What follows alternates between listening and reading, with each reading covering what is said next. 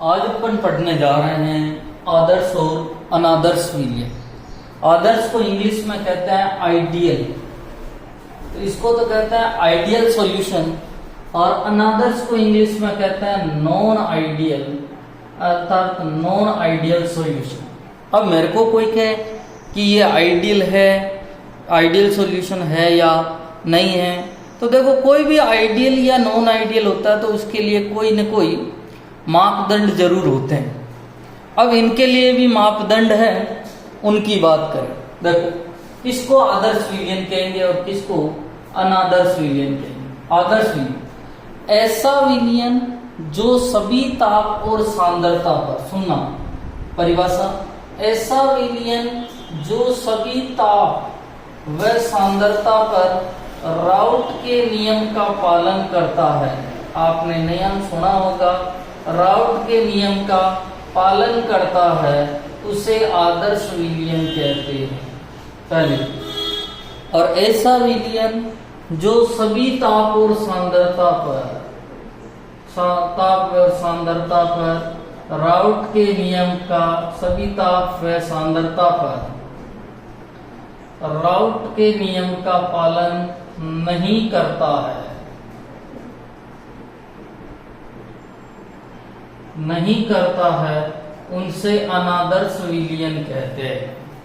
ऐसा विलयन जो सभी ताप और सांद्रता पर राउट के नियम का पालन नहीं करता है, उसे अनादर्श विलयन कहते हैं। अब देखो इसकी कंडीशन क्या है, इनकी शर्तें, चार शर्तें हैं, सबको याद रखनी है, बिल्कुल सरल है। देखो पहला, राउट के नियम का पालन करता है, और राउट के नियम का पालन करता है अर्थात P टोटल बराबर PA प्लस PB, या आप कहेंगे सर ये नहीं लिख सकते क्या, P टोटल बराबर P note A XA plus P note B XB, बिल्कुल सही है। दूसरा, ठीक है, डेल H मिक्स बराबर 0 होना चाहिए। तीसरा, डेल V मिक्स बराबर V0 होना चाहिए। और चौथा, समान अवयवों के मध्य लगने वाला आकर्षण बल, समान अवयवों के मध्य लगने वाला आकर्षण बल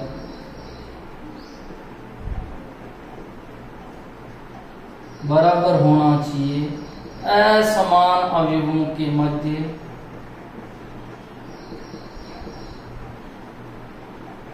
लगने वाले आकर्षण बल के। इनकी बात करते हैं अभी, इस क्या, हाँ इधर भी मैं बात, पहले इनको समझ लेते हैं। देखो राउट के नियम का पालन करता है अर्थात P टोटल बराबर होगा PA प्लस PB, और P टोटल बराबर होगा P note A XA plus P note B XB, अर्थात A और B के आंशिक दाब के योग के बराबर उनका कुल वाष्प दाब होना चाहिए।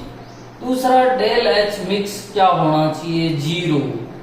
ये कैसे सर, डेल H मिक्स का मतलब मैं विलेय और विलायक को मिला रहा हूं, विलेय और विलायक को मिला रहा हूं, तो विलेय और विलायक को मिलाने पर न तो उष्मा का उत्सर्जन होना चाहिए और न ही उष्मा का अवशोषण होना चाहिए। उष्मा का न तो उत्सर्जन होना चाहिए और न ही अवशोषण होना चाहिए, ठीक है। जैसे विलेय की जो है, विलेय की ऊर्जा और विलायक की ऊर्जा, विलेय की ऊर्जा 5 जूल है और विलायक की ऊर्जा 15 जूल है, तो विलयन की ऊर्जा जो है वो कितने जूल होनी चाहिए, 20। न तो उष्मा बाहर निकलनी चाहिए और न ही उष्मा अंदर लेनी चाहिए विलेय और विलायक को मिलाने पर। नेक्स्ट है, डेल V मिक्स बराबर भी 0 होना चाहिए। मिक्स का मतलब दोनों को मिलाने पर। विलेय की मात्रा 5 ml है, विलायक की मात्रा 95 ml है, तो विलयन जो है वो होना चाहिए 100 ml नेट, ठीक है, 100 ml नेट हो जाना चाहिए। अर्थात विलयन माइनस विलेय प्लस विलायक और विलियन माइनस विले प्लस इलाई, इधर भी 100, इधर भी 5 प्लस 95 100, ठीक है, बराबर 0 होना चाहिए। आप 5 ml विले को 95 ml विलायक में मिला रहे हो तो उनका टोटल नेट जो वॉल्यूम है वो 100 ml होना चाहिए। कैसे सर, क्या कम हो ज्यादा हो सकता है? बिल्कुल हो सकता है। देखो, यदि विलय और विलायक को मिलाने पर हाइड्रोजन बंध या कोई आकर्षण वाला बंध बन जाए और आकर्षण वाला बंध बन जाएगा तो उसके कण पास पास आ जाएंगे और कण पास पास आ जाएंगे तो उसका आयतन कम हो जाएगा विलयन का। और यदि विलय और विलायक को मिलाने पर उनके बीच में प्रतिकर्षण है तो कण दूर दूर हो जाएंगे और कण दूर दूर होते ही उनका आयतन जो हो जाएगा वो बढ़ जाएगा और फिर डेल वी मिक्स का मान 0 नहीं होगा, क्योंकि मैं तो विलय और विलायक को मिला रहा हूं। नेट 100 ml होना चाहिए और नेट 100 ml होगा तो ही डेल वी मिक्स का मान 0 होगा।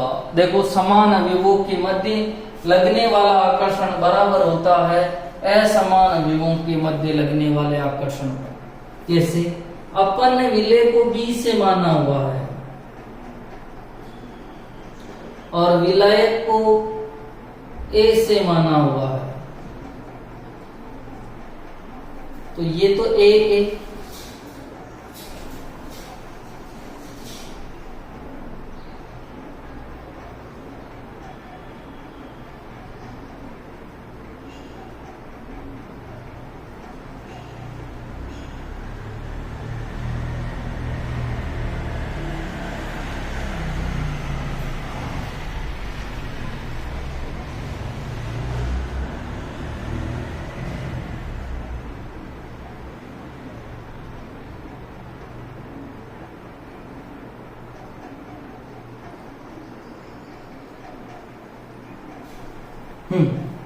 देखो, माना कि B और B के बीच में इतना आकर्षण बल था कि इनके बीच की दूरी 10 सेंटीमीटर थी।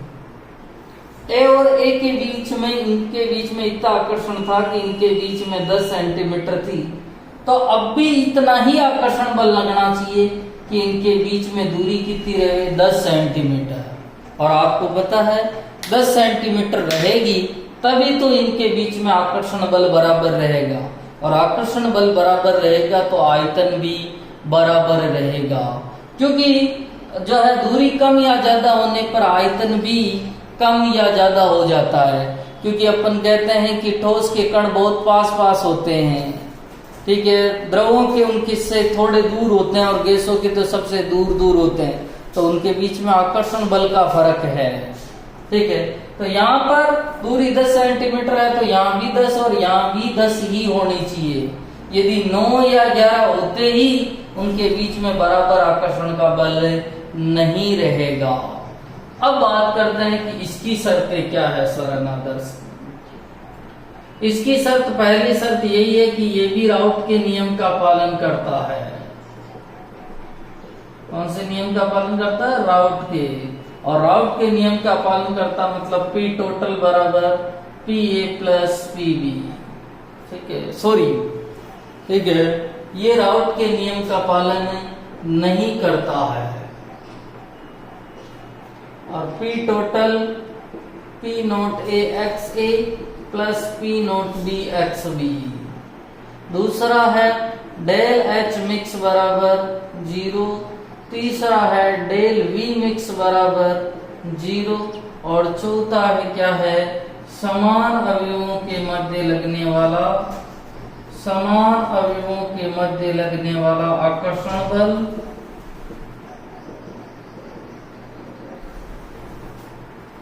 बराबर होता है असमान अवयवों के मध्य लगने वाले आकर्षण बल।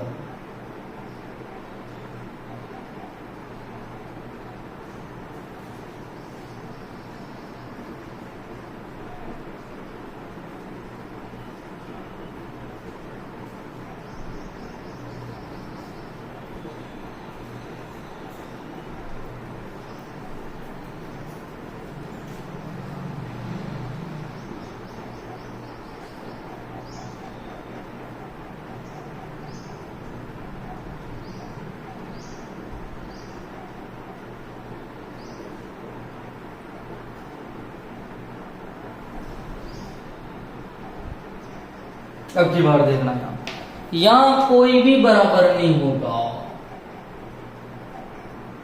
ये आपका हो गया अनादर्श विलयन, मतलब राउट के नियम का पालन नहीं करता है, मतलब पी टोटल बराबर नहीं होगा P A plus P B के, पी टोटल बराबर नहीं होगा P not A X A plus P not B X B के, और del H mix not equal to 0 होगा, del B mix not equal to 0 होगा। समान अवयवों के मध्य लगने वाला आकर्षण बल बराबर नहीं होगा असमान अवयवों के मध्य लगने वाले आकर्षण बल के। अर्थात सुनना कि देखो डेल एच मिक्स का मान नॉट इक्वल टू 0, अर्थात विलेय और विलायक को मिलाने पर या तो उष्मा का उत्सर्जन होगा या उष्मा का अवशोषण होगा। यहाँ डेल एच पॉजिटिव भी हो सकता है और डेल एच नेगेटिव। विलेय और विलायक को मिलाने पर, विलेय और विलायक को मिलाने पर जो है उसमें कमी भी आ सकती है और वृद्धि भी हो सकती है। समान अवयवों के मध्य लगने वाला आकर्षण बल बराबर नहीं है असमान अवयवों के मध्य लगने वाले आकर्षण बल के। कैसे? माना कि विलेय विलेय के बीच में 10 सेंटीमीटर का लग रहा था, बीच में दूरी यहाँ भी 10 सेंटीमीटर की थी, पर जब इसको मिलाते हैं तो वो 11 सेंटीमीटर हो जाती है या 9 सेंटीमीटर हो जाती है। मतलब सर उसके आयतन में या तो कमी आएगी या वृद्धि होगी। ठीक है, यदि 11 सेंटीमीटर हो रहा है तो उनके बीच में प्रतिकर्षण है, दूरी बढ़ रही है, और 9 सेंटीमीटर हो रहा है तो उनके बीच में आकर्षण है। अब देखो यदि दूरी बढ़ रही है मतलब दूर दूर हुए हैं तो आयतन बढ़ेगा, और पास आए हैं तो आयतन घटेगा। ये थे आदर्श और अनादर्श विलयन, इनके एग्जाम्पल।